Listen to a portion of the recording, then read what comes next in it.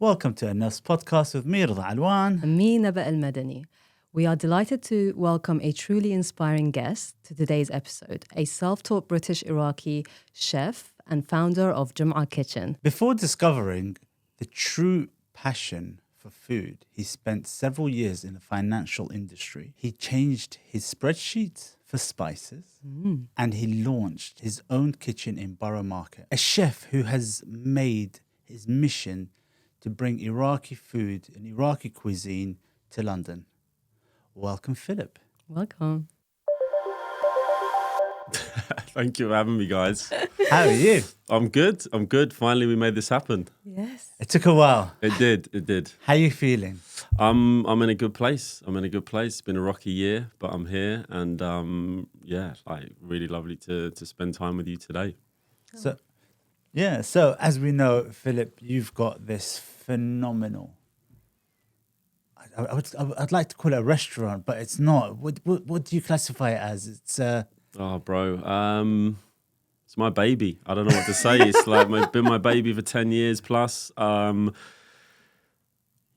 a takeaway restaurant within Borough Market, but also it's just way more than that. It's way more than that.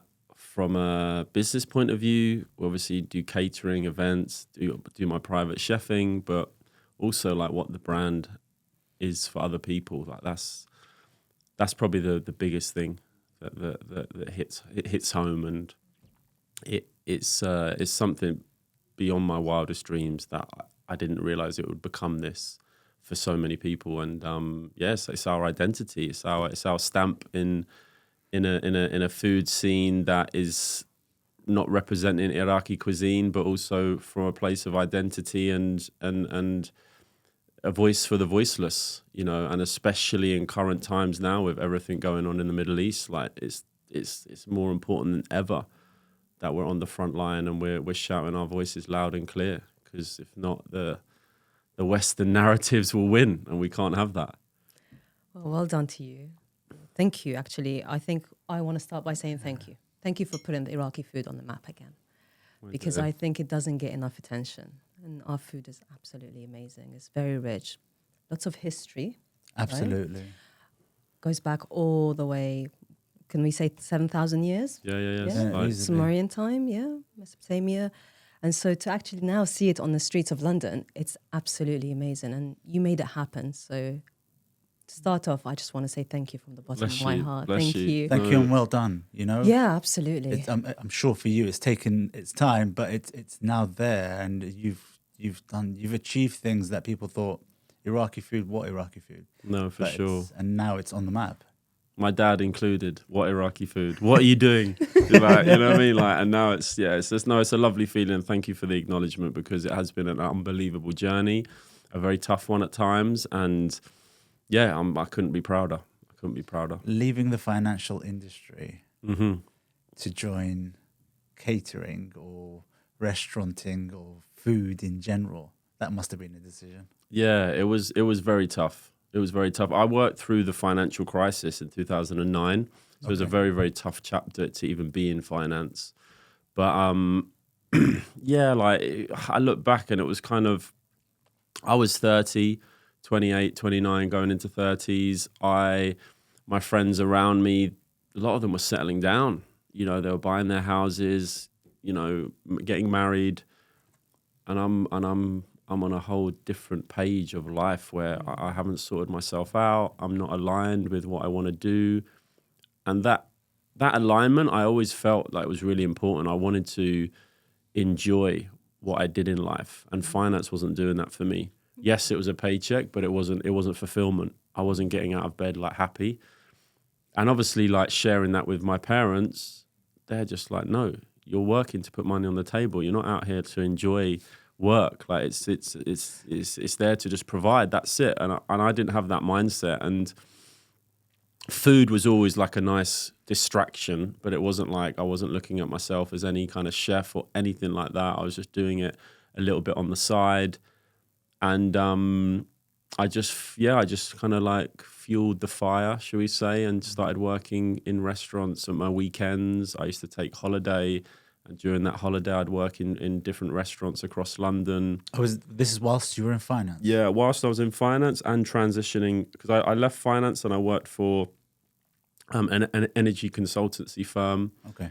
And again, that's when I had like time and use my holiday wisely to gain experience and to just see like, what is this something for me? And every time I couldn't get enough. I was loving it. And the day came where I was like, Dad, I'm leaving finance and this is what I want to do.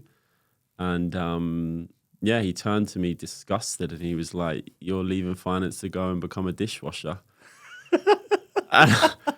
Typical Iraqi dads. Literally, right? And I'm just like, all right.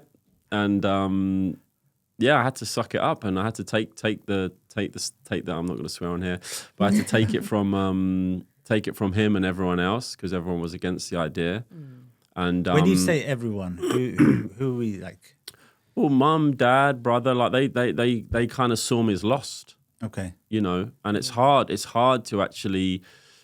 Was there any encouragement from anyone else? No, I wouldn't say at the beginning it wasn't like it was welcomed because I was not in a good place within myself. You know, if you're waking up every day and you're not happy going to work, like mum, family, they're going to know something's up with Philip. So there was a concern, and then I've got this like new idea of like, okay, I'm going to go into catering, I'm going to go into food, I'm going to restaurants. That's like, well, what are you doing? So I think it was, and look, like if my mum's listening to this, she might be disappointed with what I'm saying. Like, my mum has backed me since day one, but it's more just they want the best for their kids, right? They want the best for me, and they didn't see it as a probably a good idea. And it was, you know, like I'm starting from the ground. I hadn't had any experience. I knew how to eat it. I didn't know how to cook it, you know, and that was the start of the journey. And then it was just this real, it was like 2-3 years actually of like learning my craft and understanding restaurant life, understanding, and you know, anytime I was working in restaurants, I would then, and this is just normal restaurants. This is like pub food. This is some Michelin-starred restaurants. This is, you know. So you had a variety. Yeah, like a real mix. Any experience I could get, any friends I had in kitchens, I was like, let me come and work there. But all the while, I was kind of coming out of that and thinking, how can I inject that into the Iraqi classics? How can I refine that? Just for our listeners, were you volunteering because you wanted to learn the trade? Where you getting? Where you getting paid? All free, all stages. So I was again, like, we should probably highlight the financial. Like, I was not in a good financial place probably up until like 35. Okay.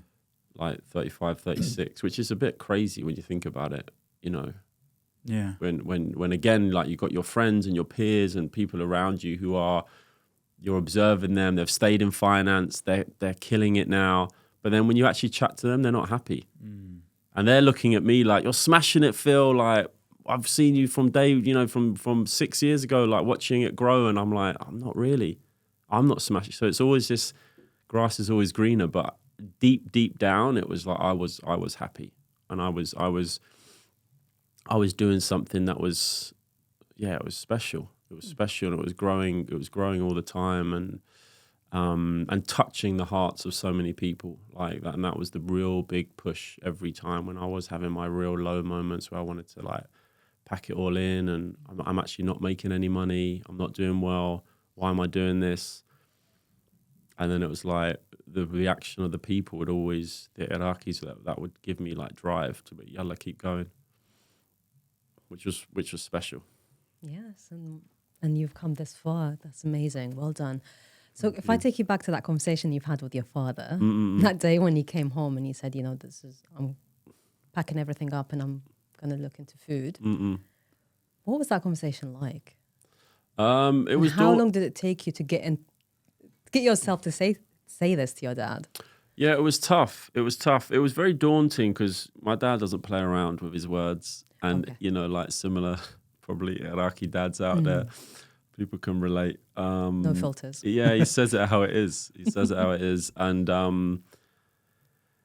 I think it's it's quite funny because even when I've observed my dad, when I go to restaurants with my dad, I see how he talks to people. I see how he talks to the staff, and it triggers the F out of me because it is this like hierarchical thing of like, I'm up here and you're here, you know, you're here to serve me.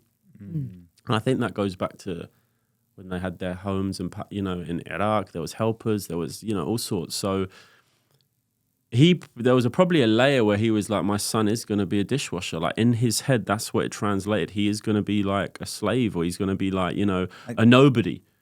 I guess in Iraq there is like a class structure. For real.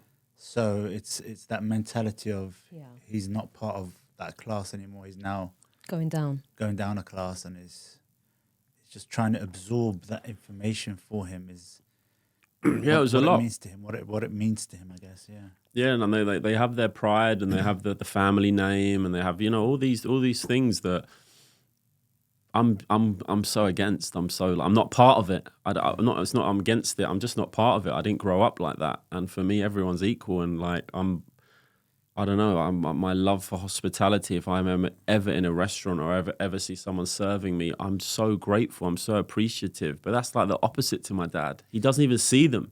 Just for the viewers, you were born here? Born and bred Londoner, and dad Iraqi, mum English Irish. So I had like a nice mix of cultures growing up. When did Dad come here? Dad came here in 71. He went back for military service and then came. That was it. He was like done 73. He stayed and never looked back and never went back. Doesn't want to go back. His relationship with Iraq, which I'm sure we'll come on to later. Yeah, it's done. Chapter closed when he left. That was that. You know, it's quite sad, really. And he obviously observed through the television his country just being massacred. So, and that's something I can never relate to. You know, I only saw it through as a small child, like.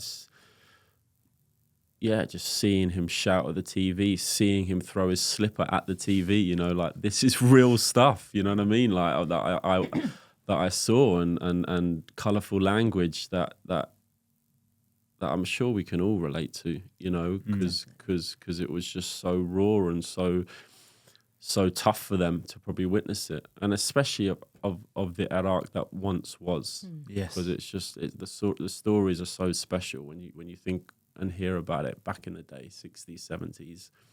Back in the heydays. Right? They're just like a melting pot of just ahead of its time as well. The Dubai of what, you know, what we see Dubai now, that Iraq, you know, was just way ahead. Yeah, and you look at these pictures with like the double-decker bus. Yeah. You know, and the hop-on, hop-offs, you know, back in the early 80s. You know, the dress sense as well. dress sense. the suits, they were all suited and booted. How dapper everyone was. It was just like... Three-piece suit. I remember my granddad until his later life, he was always in a three-piece suit. And he had to have custom fitted. And then he knew all the custom fitters in London as well. And it was just that mentality of, you know, no, if you're going to go out, you've got to represent, you've got to look the part. I mean, there's one thing that my granddad told me when I was younger. He goes, if you're early to an appointment, you're an hour early. If you're on time to an appointment, you're 15 minutes early. If you're on time, it means you're late. And if you're late, he goes, you're not going to see me. It was as simple as that. There was no mobiles back then. That's right. So it was like, if you've come on time, he goes, 1 second passes, I'm walking off. Wow. That's it. He goes, he had a time structure. And it's like, whereas now you talk to Iraqis and I'm like, no, fashionably late. Like, hey, they're always late. Yeah. I hate that though. I hate that. I absolutely detest it. Because from what I heard from my granddad, it's like, no, this is our true traditional background. Why have we changed it to become something a lot more lazier, in my opinion? Yeah, absolutely. No, it's 100%. And you know, even like touching upon that even further, like the education, you know, the education that they received. And all of these things that we're highlighting, that is not what was represented on the television. No. You know, as we were growing up, and that was a sort of saddest and actually the most confusing thing, because it was like for me growing up as a, you know, that white Western blood in me, but also like I'm Iraqi too, but like, you know, I wasn't. It was confusing. I wasn't as in touch with it, and that's been another like one of the most amazing special things to come out of me creating Juma is how much more educated and in touch I am with the Iraqi community, and not just, you know, my own. It's like Iraqi Muslims, Iraqi Christians, Iraqi Jews. Like I know so many now. And again, like that's not really highlighted enough. You know, the beautiful melting pot of religions and culture in Iraq. And so it's and not to mention like they fight. These Iraqis, they fight with each other. So Juma was a place where they can come and just shut up and eat and put their differences aside. And, you know, like that was, again, like a layer of it that I didn't see until people were telling me, like, and people were coming to the pop-ups and it was like, that family don't normally speak to each other, but now they're like... So you created a safe space for people. I guess, yeah, which is pretty, yeah, it's lovely. It's lovely to know and to provide that for sure. So... Growing up, when people ask you where you're from, did people ask you where you're from? Yeah, like I remember at school, like there was a lot of kind of like confusion with your surname, right? Okay. Where's that from? And like, what are you? And I would just say my dad's Iraqi. Well, you would. I would for sure. And but I wouldn't say I'm Iraqi. Do you know what I mean? And that identity of myself has probably grown way more confident in saying, yeah, I'm half English, half Iraqi, or English, Irish, Iraqi, you know. But Iraqi gets mentioned like always now, and it's something I'm so proud of. And again, it's funny really because you know, just that whole media representation of what that can do to us. You know, to play small. We end up playing small in life when really it's like we've got nothing to be ashamed. We've got everything to be proud of, you know, and that takes time to maybe build that confidence. And again, it's not until maybe I represented that strapline under the Juma banner, like Iraqi cuisine, like again, like what that did to people, because it wasn't Middle Eastern food. Or the normal Middle Eastern strapline, which is a lot safer and a lot more under the radar. Yeah. I was like, F it, like, no, we're doing unapologetically, like, this is us.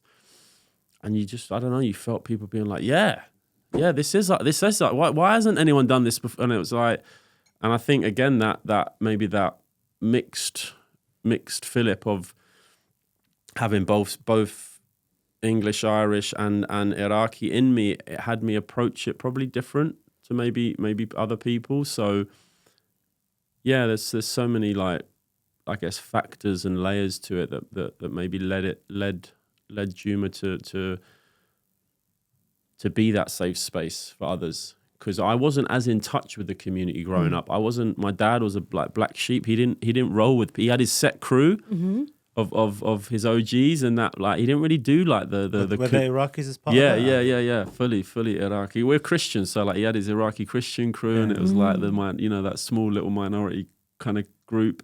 And he's fallen out with them all now, by the way. Disclaimer, like, I mean, classic. But like, by the way, that's typical Iraqis. Right? They fall out and they fall back in. Yeah. They'll fall back in at one point. I'm like, have you heard from Yusuf? I'm not speaking to him. Oh, what's happened now? You know, but yeah, he did his thing very on a small scale. So I wasn't. So he also cooked, or he was? Yeah. He was. Well, my aunties were the big influence. His sisters, and but he could, his biryani's like unbeatable. You got some? No, I'm sorry, guys. Sorry, left it at home. But next time. Yeah, exactly. Next time for sure. But yeah, he was amazing cook. Big, obviously big source and influence to me. Amazing. And so you said your aunties, were your aunties here as well? One auntie was here. She's passed away a few years ago, Auntie Nadra, but the others were all, they're all scattered over the US now. Okay. You know, but at the time even my mum remembers when they used to come from Baghdad.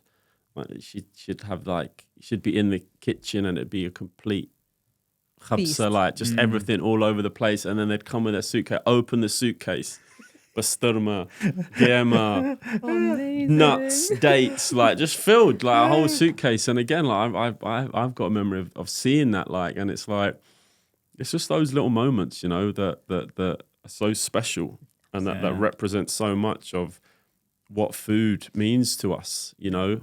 I think it's also pretty typical from Iraqi families when they're coming back. It's like they've got to have like tahine or sweets or some frozen meat or some sort of basturma or whatever it is, just so that you taste the true flavors of Iraq. Yeah, it's a pride thing. It is.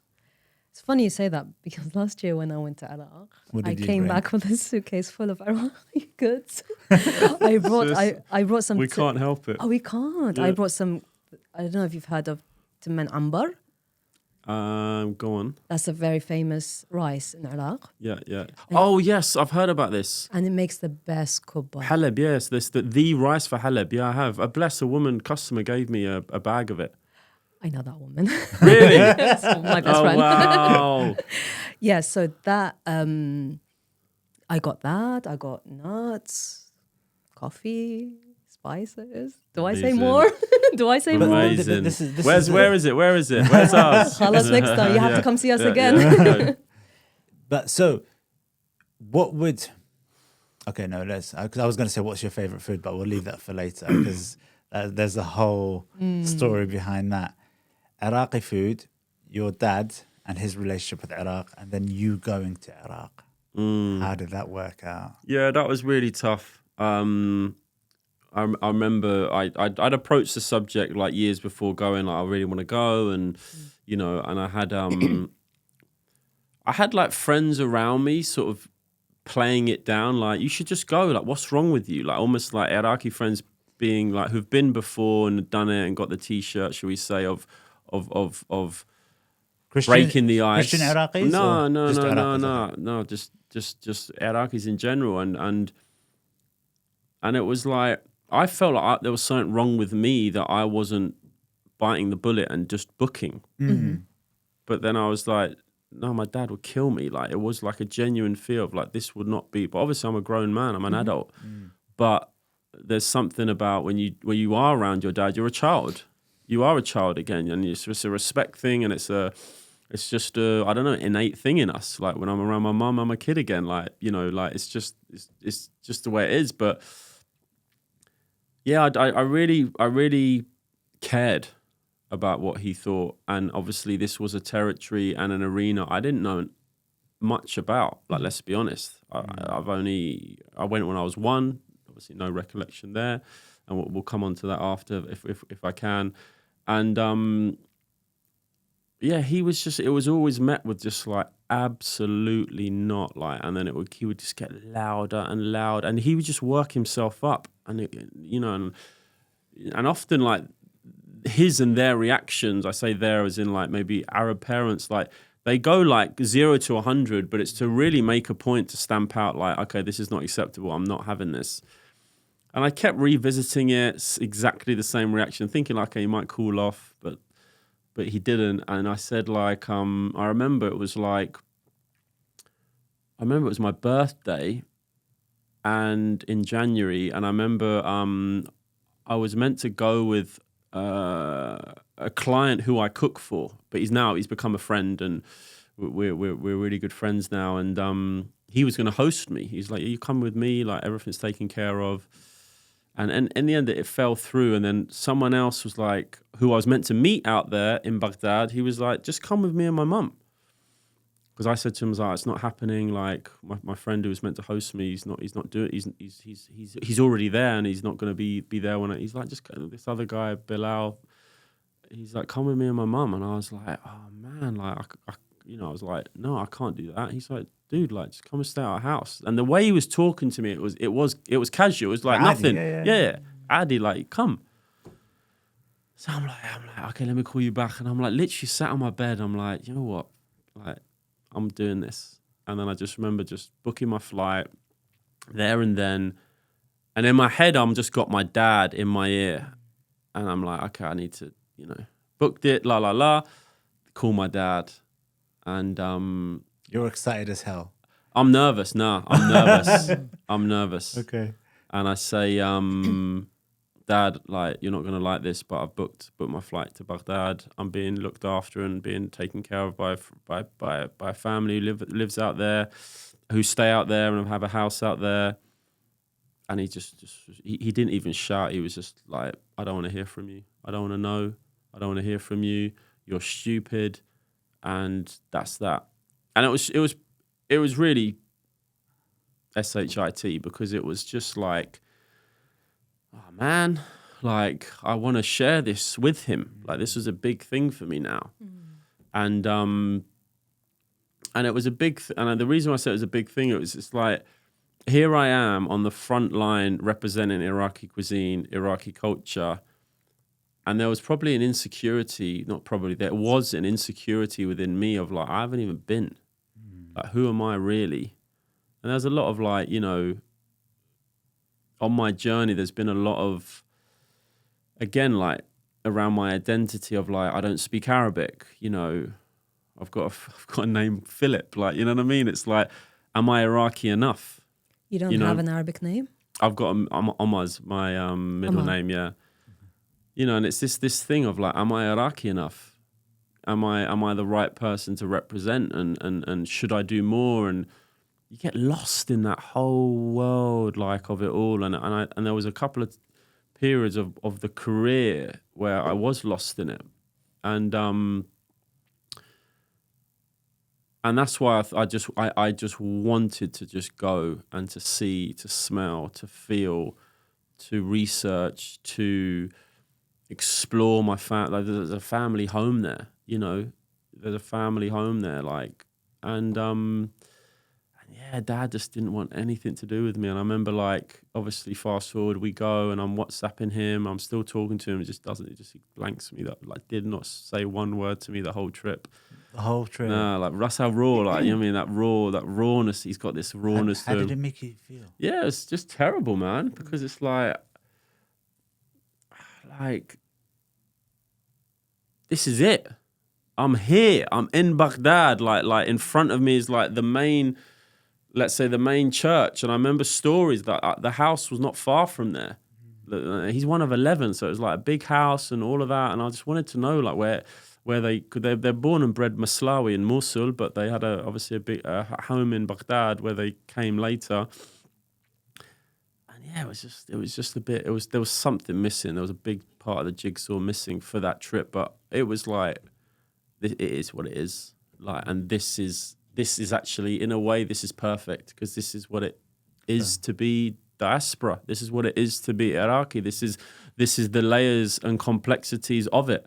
Who am I to be angry at him? Like, this is his trauma. Yeah, absolutely. His beloved son is going to a land he did everything to escape from. You know what I mean? Like, so, but obviously times have changed, and I had the best time. That's fantastic.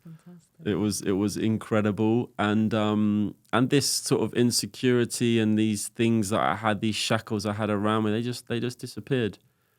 It wasn't about, am I Iraqi enough, or I need to be a certain way. I became so comfortable with me and who I am after that trip, because it was all in my head. I didn't need to be anyone, and I grew so much more confident in my cooking.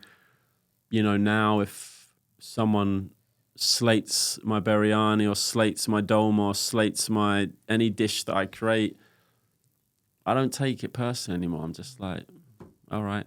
But before, I would like, there'd be this thing of like, oh my God, I've not done it justice. I haven't represented Iraq in the, no, I can't carry that. That's not, it's not for me. So it was really powerful. And did you visit other cities other than Baghdad? We stayed in Karada. I wanted to do the marshes so bad. Like, that was one, because I haven't done it yet, and I really want to do it. And but we're losing that. Yeah. It's drying up. Yeah. So like, time is against us. Like, I so wanted to visit there, but I was there for like a week, and I was Bilal's guest, so I was so like, just going to the shops was enough for me. Like hearing the horns and feeling the smog, and Loving walking the traffic. You're right, like just like I'm here, I'm in Baghdad. Like it was so special. So we didn't do the rounds, but next time. What were the tastes like out there? Oh, it was amazing. Turshi, incredible. The Germa was just beyond belief. Like that was Michelin starred level Germa. In my opinion, that would easily be in any Michelin starred restaurant. The quality of that cream, it was just mind blowing. Else. We have it in Turkey. We have it in a lot of countries, but I don't you don't call get that the Germar. taste. No, that's not. You don't call that Germar. Yeah, you don't get the same taste. It really, yeah. it just blew me away. And there was one like area that I felt a bit. I think I was going there expecting like kubba to be everywhere. Those home dishes. Yeah. But people kind of soon said like, no, they're found in people's homes. Like they're not. Do you know what I mean? It was really like maskoof, qozi, kebab. That was like their greatest hits. And maybe and the Germa places where you go for breakfast. What about pacha? I didn't go for pacha. Yeah, I smelt it, and that was enough. I just smelt it. Yeah. Did you not see Kubba Baghdadiya, the big round ones? The sarai, yeah. We went to sarai. a place for the sarai, but again, like the halebs, the potato chap, like, and again, this is another education for me where I was like, okay, so, I know in Mosul, I've got mates who are there, like halebs everywhere. Yeah. Haleb, falafel wrap and a can of Coke, like that's their go-to. Yeah. So again, it just woke me up to like how rich regionally as well Iraq is for they specialize stuff here, they do stuff here, they do stuff there.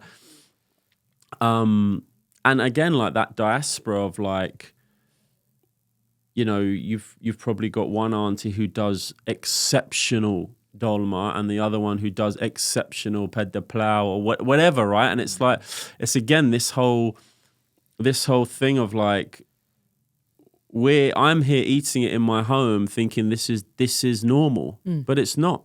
It's actually not restaurant fare. This is home cooked. This is home. Yeah, this is home. And again, that's what makes it so special as a diaspora, because you can think, okay, this is Iraqi cuisine, and like, oh, I'm going to go to Iraq and just eat this in restaurants. Like, no, it wasn't the case. And again, that was a real interesting thing for me. And I'll tell you a little story about kubba, because in Iraq you hardly see it in restaurants. It's there as part of starters. It's a starters. In some of the restaurants. So this just, what you were saying just brought back a whole load of memories, and that's what food does, really. For sure, man.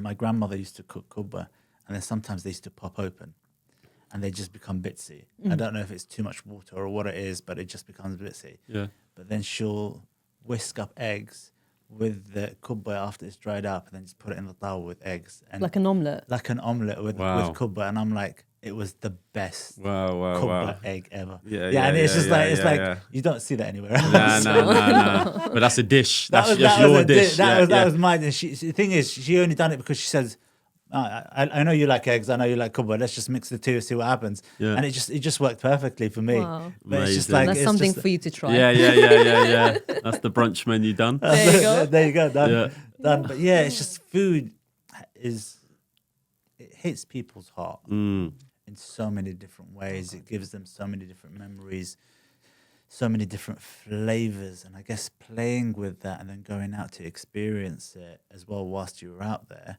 must have done. How was your dad's? Did you bring anything back for your dad? Flavors and stuff like that? Of course. I brought so much stuff back, thinking, to win him over. Yeah. I remember just going to his door and he just gave me the biggest hug, like almost like, just like, you survived. Don't be a donkey. Don't do that again. Like, don't give me a heart attack. Like, just sit down and stay there, be a good boy type thing. But he survived. But yeah, I brought him back loads of stuff, and and again, it's when I spoke about Girma, like I could see in his head, like he's like, wow, we used to have this for breakfast every day in the army. Like, you could see these memories coming for him, and yeah, it was. I think he wasn't. He's one of those guys where I'd be like talking. He won't want me to know he's listening, but he's listening. So the TV's on. He's like on the, he's watching the TV, but this ear is like locked into me. You know what I mean? Like he's one of those cats where he that's what, because he's remarried and Grace. I was telling Grace all about his wife just in my trip there, and she's got family there. And again, I could just see him like listening, but like he didn't want to listen, but he was listening. Do you know what I mean? One of those. So they're stubborn. They're stubborn lot. Sounds like your dad is a character. Oh, he is. Yeah. He's one in a million. Get him on this podcast alone, like, would you, just you'll go viral. Wow. You know what I mean? Like, but yeah, he's a special character. Amazing. Can I, out of curiosity, and you don't have to answer. My dear, fine. ask me anything. Thank you. What was the hardest conversation you've had with your father? Was it you going into the food industry, or was it the fact that you wanted to go to Iraq? Which one was harder?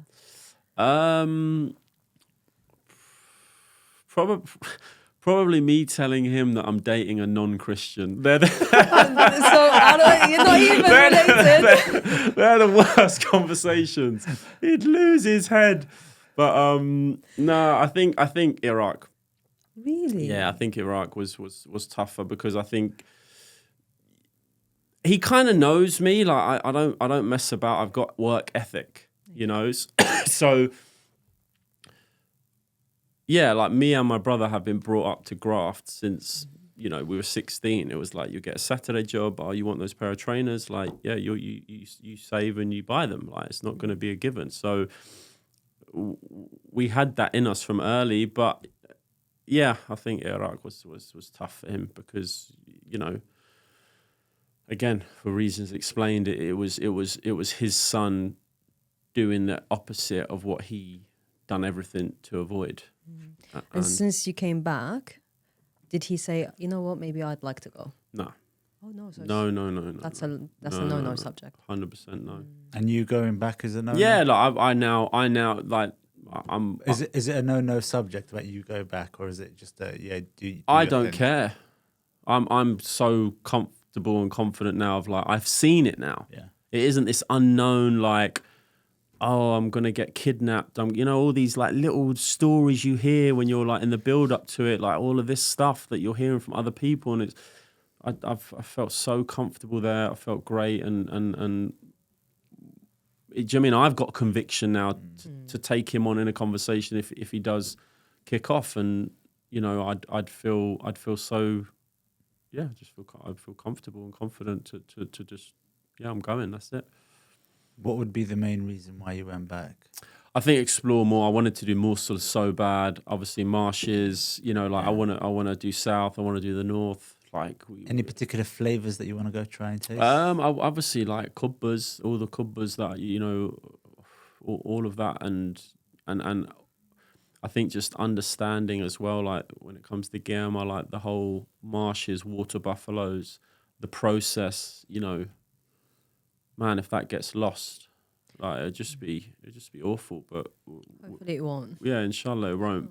But it's just again these type of things I'd love to see, and again, the first time it's like you're overthinking. It's like it's just sensory overload. Yeah. Yes. That first trip, so it's like the second one I'll be so much more calm, and I probably could absorb more. You know what I mean? Definitely. Like it was just so like. I'm in Baghdad like every 5 minutes. Oh my God, I'm here. And it's Pinch me. It's like, shut up, Philip. Like, focus. You know what I mean? See what's going on. Yeah. But that, like, again, that trip of like what I shared on my stories on social media, that was, I wasn't ready for what that trip did for people.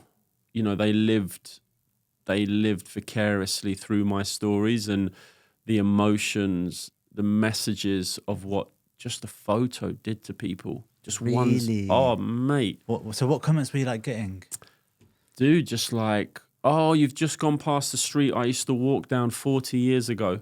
I used to walk to school down that street. Oh my God, thank you so much for sharing the picture of the church. My sister got murdered when the attack happened and they mowed everyone down with machine. Like, mate, what do I say to that? Like, beyond emotional, beyond like heartfelt, and it was just, yeah. Chaldeans, you know, I remember taking a photo of a Chaldean church. The amount of Chaldeans that messaged me, thank you so much. Like we're forgotten. We're not even a religion, a race, you know, like again, like it was an education for me, you know, and similar to like what we shared off air, like, oh, my uncle owns that shop. Yeah. You know, like that's 4 generations. That's my auntie. You know, like I'm like, oh wow. You know, and again, like the media in the West, they dehumanize us. You know, they make out it's like there's no face or story behind any of it, and it was just again just such a reminder for me of like this is real. This is real.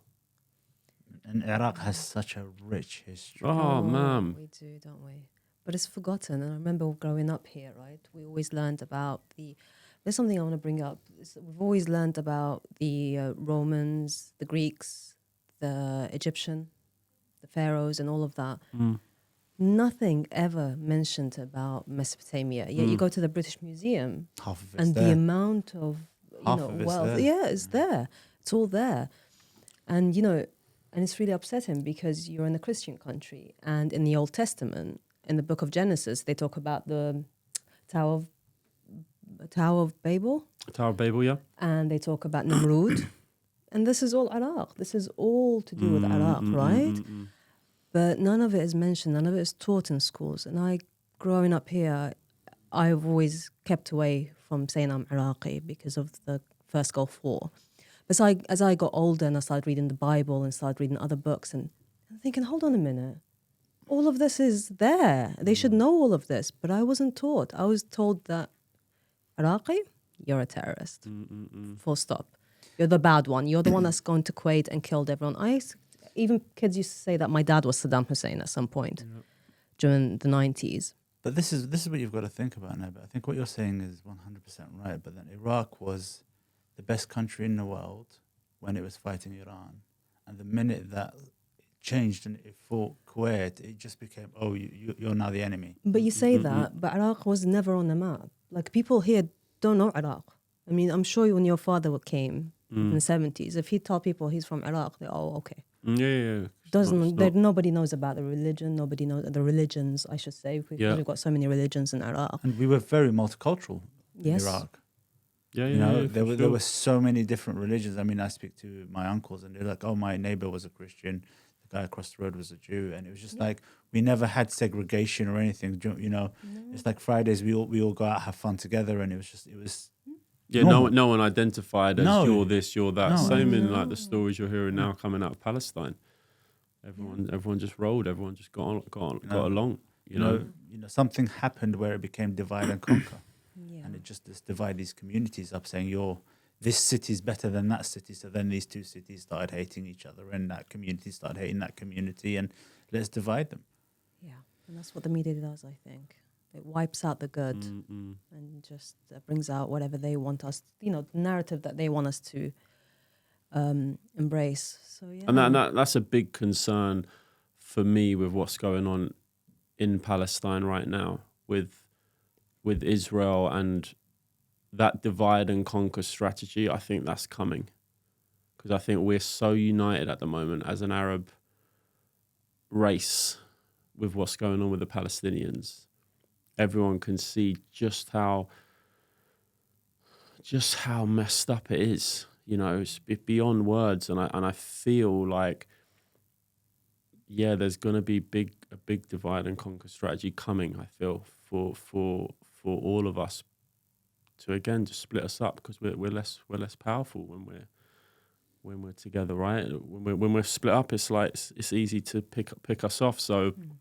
And I think there's such a there's not on a government level, but on a people level, everyone, you know, we've been here before. What's going on in Palestine? Like our elders have been here before, and it's funny. Like I do talk to my dad about it, and it's just like, yeah, he just sighs. Like, yeah, what Habibi, what can we do? Like we've been, you know, we've experienced it. Like, and it's like, fuck, man. Like, sorry to swear, but yeah, I digress. But anyway, it's it's just something to be proud of when it is a community and it's strong, and you know we're together and united. Yeah. What it once was.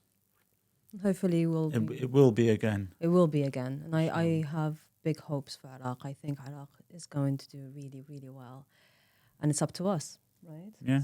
And the younger generation to really, really give Iraq a voice. For sure. So I want to take you back. You said first time you went to Iraq, you were 1 year old. Yes. So what happened there?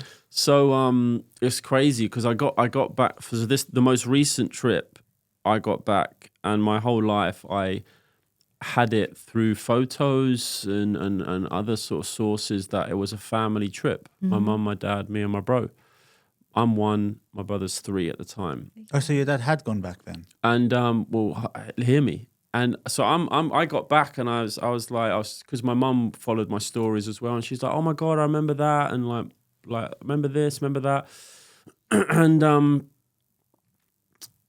I remember saying to Dad, you know, when we went when I was 1, like, what was it like getting into the, you know, airport? I asked him some random question, and he looks at me like in his like snarly face. I won't use the colourful language, but he's like, what are you on about, boy? I didn't go. I was like, what? He's like, yeah, I didn't go back. Your mother took you. Oh. So I was like, hold on a minute. Like, and I'm like 38 years of age finding this out for the first time. I was like, Mum took me and Matt to Iraq on her own. He's like, yeah. You know, like, what's the big deal? I was like, so I was just shut him out. I was like, call my mum. I was like, Mum, like, I've just found out that like that trip, it was just us 3. She was like, yeah, didn't you know that? I was like, no, I didn't. And we just had this like long conversation, and yeah, like it was just. What year was this? This was 85. Okay. Oh. So this was 85. So Iraq-Iran war was going on.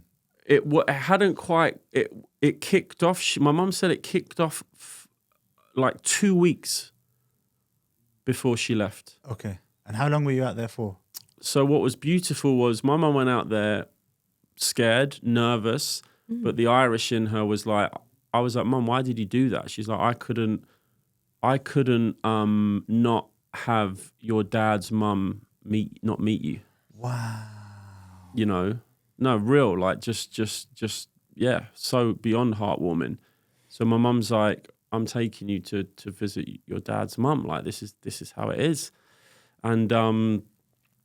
and like, you know, it was so lovely. My mum smiles when she talks about that period because she extended her trip. She loved it that much, and the family took her in, and she's meeting like people for the first time, some of them, and she just had the best time. Went to see the hanging gardens of Babylon. I did so many of the sites when it was probably in its good days, and yeah, I think extended her trip by 3 weeks. Didn't want to come home.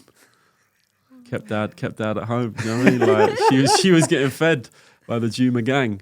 So, and again, like just wow, you know, that she did that, and again back then, like probably like, and I said because obviously I'm really close. How did to that her. make your dad feel that she went without him and took you guys? My dad was just kind of. My dad's like just does his thing. Okay. Swear like black sheep, just lone wolf, just عفوني like خل أسوي.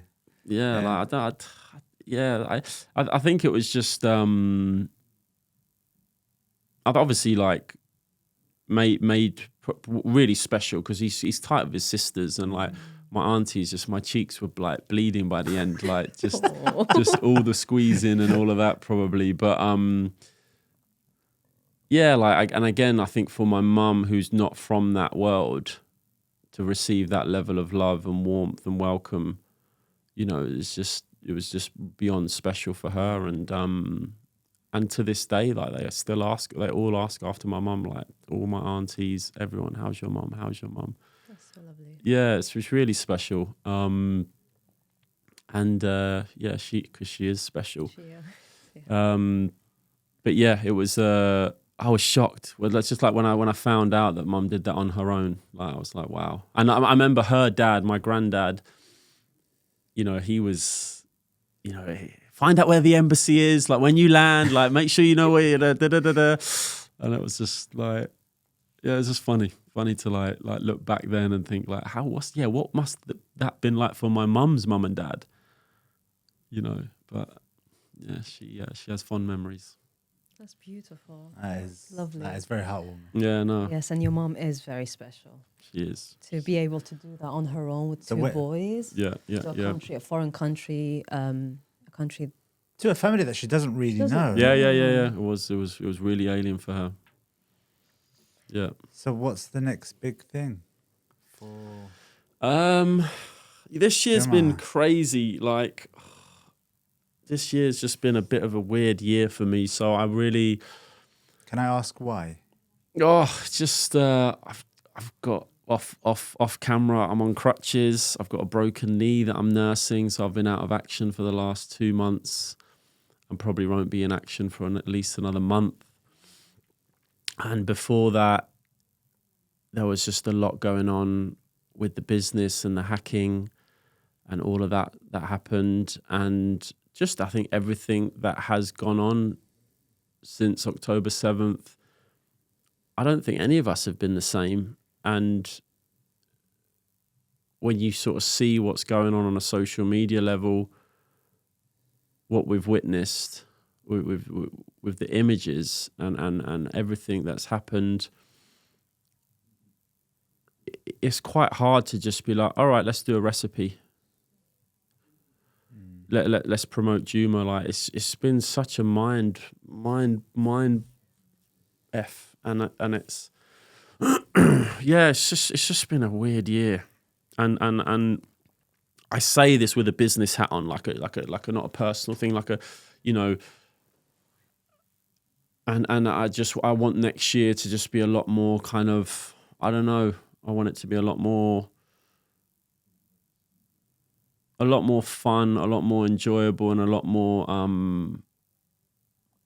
if it can be with the obviously the darkness going on in the world, but like a lot more in touch with just our roots and the importance of voicing Iraqi culture during this period that we're witnessing, you know. Why Iraqi culture? Because Netanyahu thinks we're the curse, and he's fucking putting that on in front of the United Nations, unapologetically saying Iraq, Iran, Syria is the curse. Like, what? We can't have that. But beyond that, there's something else for you. The connection that you have to Iraq, I guess. Yeah, but it's I don't know. It's just, sorry, I say that answer like flippantly, but there's work to be done. There's work to be done, and I have some form of platform in a very commercial area of Borough Market where it's like I need to. I've got angles here and I've got a hand to play, and I want to leverage that. And it's hard because I just sometimes I get lost in it all, because it is just kind of like, well,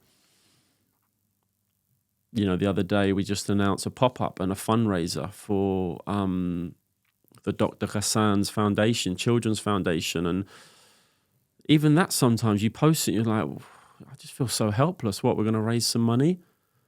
Like, is that, you know, like your mind just stops you even doing anything. But then what I say to myself is like, yalla, move forward, like go forward. So like, that's why I say this year, I feel as though I haven't really like, just quite a lot of things that have just happened that have like knocked me out of sync. And next year, like I feel a lot more like empowered and bold and like ready to like, you know, take on new things. And beyond Borough, to maybe go back to your original question, yeah, we want to open a restaurant one day. We want to. You guys lighting up. We want to do that, and I'm quietly looking at things in the background, but I'm in no rush. Because it's a tough. Can I ask why a restaurant? I just feel. I feel it's inevitable. It's inevitable. We can't, Borough, for all of its beauty, it's not enough, I don't think, for the community and for us all to. And again, we talk about a safe space. I visualize like a space for all, like not just an Iraqi hangout, but like for everyone, for us to really show off and showcase all the beauty that we have, and that you can do so much in an actual physical space, to do that. And places like Dishoom and they've done so well at like creating a vibe and energy when you walk in, food aside, like that feeling. They take you somewhere to those Irani Indian cafes back in the day, and I'd love to do that with Iraq. And to be continued. Where do you think you'd? Nah, chill out. I can't. Okay. We're not going that far. We're not you don't want people stalking you, huh? Like I'd love Soho. I'd love Central sort of. Yeah, I'd love an area where like we're gonna, again, like Juma's about not just about the Iraqis. I want to target the non, right? Yeah. I'm trying to change the narrative through food. So yeah, places where we're gonna get a different demographic as well as a local London crowd and Iraqis. Yeah. Like you lot would be like, come to Wembley, come to. Oh no! People like come to Ealing. I'm like, nah, like no. I want to go Central. I think would be perfect. I want to come Central. You've got some nice places in Central, and it's just like my head's like thinking of locations where I can see Juma, and it's just like okay. Yeah, absolutely. Let's see. Well, you have our support. Thank you. 100%. Thank you. And just so that you know as well, Naba, I think probably picked up on it. I was asking why 3 times. Yes. So what there's a reason to the madness. There is a reason. So we have a thing where we, the last guest asked the next guest a question. So our last guest said you have to ask him 3 times why, and then just keep on digging to get the person thinking. And that's what he does. He gets people thinking about what they do and why they do it. So that's why I was asking why 3 times. Now you don't know who our next guest is going to be. Mm-hmm. What type of question would you like to ask? What type of question? What question would you like to ask? If they're not in the room and their best friends are saying bad things about them, what are their friends saying? Wow. Or we go good. Will that through you? Yeah, if they're not in the room and their best friends are talking about them, what are the good things that they're saying and what are the bad things that they're saying? Interesting. That's interesting. That's an interesting question. How would you answer that? My friends would probably I'd say loyal, committed, solid. And then bad, I'd say doesn't get back to like people and communication. Sometimes I get a bit lost in the WhatsApp world.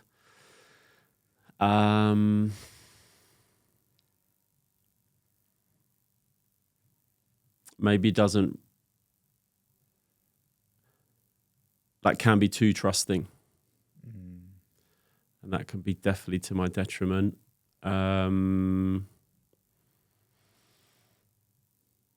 And maybe overcommitting to certain things. Overcommit. Interesting. Say those. Well, overcommitting, you've committed really well to Juma Kitchen and you've made a success out of it. So well done to that. So it's not all bad. Thank you. We didn't talk about your childhood. What No. were you like as a child? Childhood, well, mum and dad divorced early. So when I was 6, 8 years old, I was living with mum. Okay. And I used to see dad once a week. And that was the setup pretty much till mid-20s. Dad every Wednesday and then mum the rest of the time. I had an incredible childhood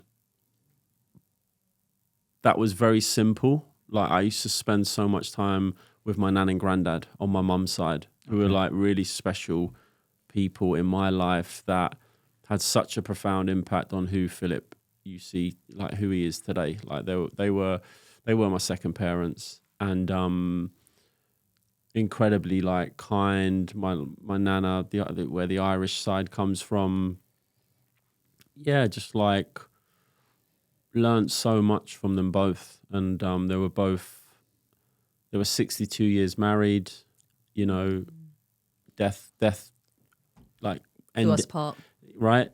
Ended that 62 years. It would have been probably 70 if they both stayed with it, and both led like really long lives. Nana passed at 99. They both made it past 90, and yeah, like my childhood was like there was a lot of love there, you know, like a lot of love, and being brought up by my mum, who is again like just such a considerate, caring woman. I learned a lot about compassion and giving and it wasn't, you know, it was simple. Like my childhood was simple. It wasn't like we were going abroad or any of that stuff. It was just nan and granddad's for the whole 7-week summer holiday and then back to school. Half term, nan and granddad's, and that would be filled with just activities, sport, being outdoors. You know, like my granddad's old school, like no TV during the day. Like we would be out active, and like, you know, those things are getting lost nowadays. You know, in a digital world, and I'm so grateful I had that. And yeah, like what's nice is like as me and my brother are older now, and mum is, you know, in retirement. It's just nice to give back. Like it's nice to just take mum out and not even have to think about maybe financial, you know, things. Whereas my mum had to do that, you know. Bless her, she brought us up on her own, and yeah, it's no joke. No, You know, it's no joke. So these things you appreciate more as you get older, you know, and it's lovely to give back. And yeah, I'm really lucky. I'm really lucky. Like as much as like mum and dad's divorce, obviously definitely had an impact on me, and it wasn't nice to see these two, you know, pillars of your life departing.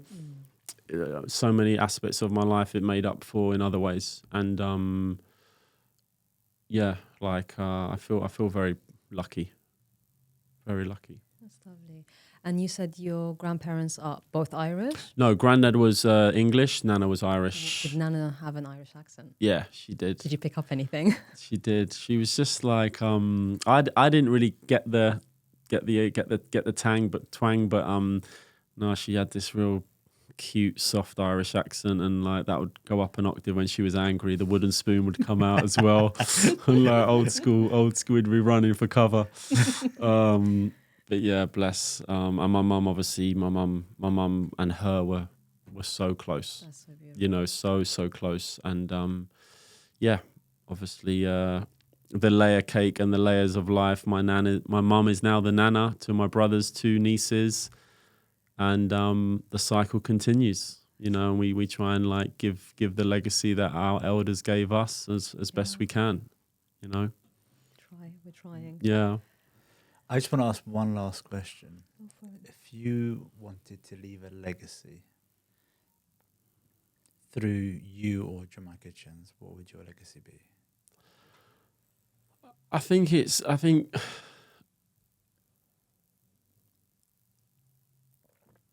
like what we were sharing earlier about, you know, you had fear to say you're Iraqi, and yeah, I've really witnessed firsthand how one person or one action can bring someone out of their shell.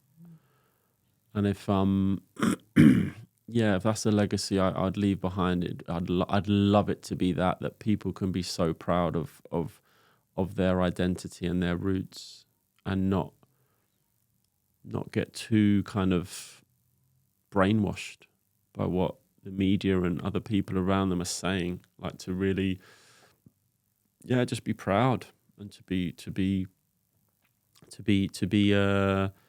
to not be shy about sharing your culture, sharing your traditions, and interestingly, it creates a space even for other countries as well that don't feel seen, and the ripple effect continues. So that would be something that would be beyond my dreams to leave behind, and to empower the next generation to just, yeah, go for it. And That's to, phenomenal. you know.